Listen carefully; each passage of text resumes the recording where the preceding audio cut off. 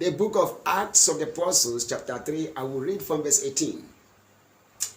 But those things which God before had shewed or spoken or said, or given as prophecy or as promises through the mouth of all his prophets, that Christ should suffer, he had so fulfilled.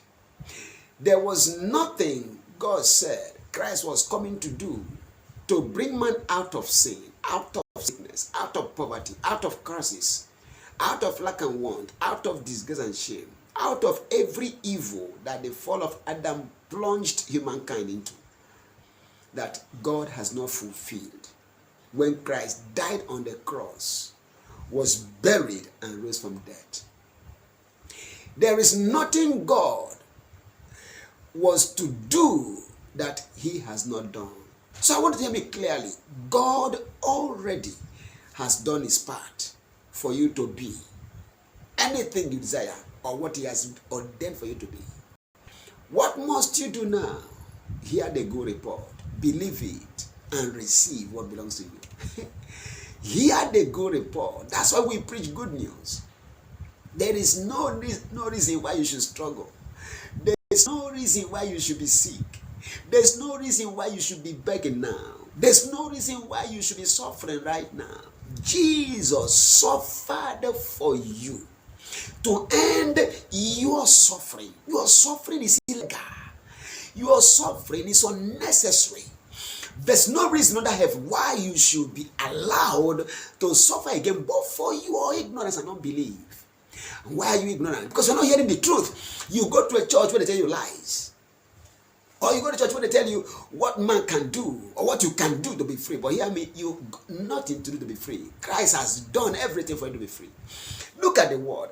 But those things concerning your salvation from sin, concerning your forgiveness of sins, concerning your healing of every sickness or disease, concerning your freedom from every harm and every hurt, those things which God before promised or showed or revealed by the mouth of all his prophets who spoke about Christ's coming and what he was coming to do, all the things that were said about Christ by the mouth of all of God's prophets, that Christ should suffer. Why he should suffer those things, and the reason why those things must become a reality. Christ has fulfilled all of them. For our sakes, even though Christ was rich, he became poor to hand over his wealth and riches to us. Jesus, who knew no sin, was mercy for us to become the righteousness of God in Christ. Jesus has redeemed us from the curse of the law because he was made a curse for us. For scripture says, and scriptures can be broken, that curse is everyone that hangs upon a tree, that the blessing of Abraham might come on us through Jesus Christ, that we might obtain the promise of the Spirit through faith.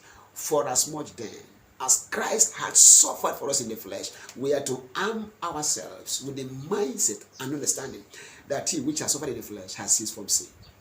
Jesus has suffered for us. He has fulfilled the reason why we must be freed from every suffering today. He has fulfilled it. He has suffered, paid the required price for us to be free from every evil. Listen, the will of God is for you to prosper and be heard as your soul prospers, as this light dawns on you, as you have a revelation of what Christ has done, as you have the understanding, you are to be free from suffering. He suffered for you never to be sick, so why are you suffering sickness? He suffered for you not to be jobless, not for you to be coverless, penniless, or to struggle with lack and want. He suffered to free you. Why must you go through sufferings again when somebody has suffered for you already? He says, those things which God before showed by the mouth of all his prophets that Christ should suffer, he has so fulfilled. Now, if Christ has so fulfilled the suffering aspect, what is remaining is a fulfillment of why he suffered. What is that? Verse 21. Jesus must be retained in heaven until the times of restoration of all things, which God also has spoken by the mouth of all his prophets since the world began. Two prophecies. Jesus will suffer. This is why he suffered, for all to be restored. So if Christ has fulfilled one part, the last part must be fulfilled. Jesus is going to be kept back in heaven, retained in heaven, detained in heaven, held back until the restoration of all things. That was the reason why Christ suffered. Now, you must be restored. You must be healed, restored to health, restored to peace, restored to your wealth, riches and prosperity, restored to the heavenly life here on earth. You must be restored in every area of life. That's why Christ came. God says so. The prophet spoke about why Christ was coming to die, to suffer. It was to pay. The reason for the suffering was for it to be restored. So Christ suffered and has paid. Why must you not be restored? I declare by the verdict of heaven right now, by this executive order of heaven, by this decree that cannot be reversed by any, that whatever suffering you are going through is illegal. Therefore, I command an end to your suffering right now. I decree your release from every suffering. I proclaim your liberty from every cage, from every imprisonment, from every prison, from everything that is contrary to the heavenly life. Whatever is not in heaven that you are going through ends right now. Jesus suffered for you. The reason why he suffered is for you to be restored everything that Christ is entitled to. Whatever Jesus Christ owns right now belongs to you as a man, as a woman. Therefore, today is your day of restoration. I announce your liberty from every captivity, from sickness, from sin. Because of what Christ has done, I proclaim your liberty from every disease. Because of what Christ has done, which God prophesied through the mouth of his prophets, why Christ was going to suffer. All that he suffered to fulfill, I decree all of them fulfilled in your life right now. Korakalabade.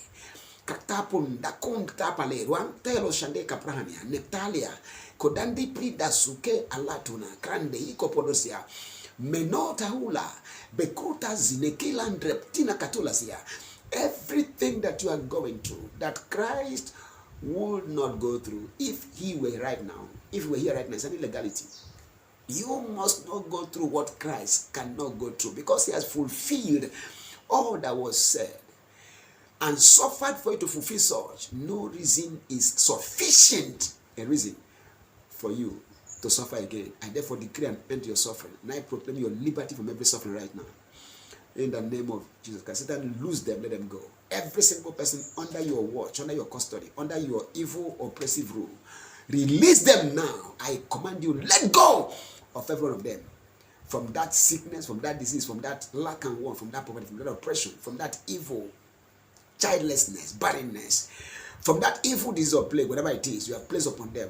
I command you to take off your wicked, ugly hands out of their lives. Release them right now, let them go. Now I release all of you in the name of Jesus Christ. I return you to your possession, I return you to your family, to God's family, and I return you to all that belongs to you in Christ. Be free, live and not die, and declare his works in Jesus' mighty name. Amen. Peace. See you again in our next video. I love you.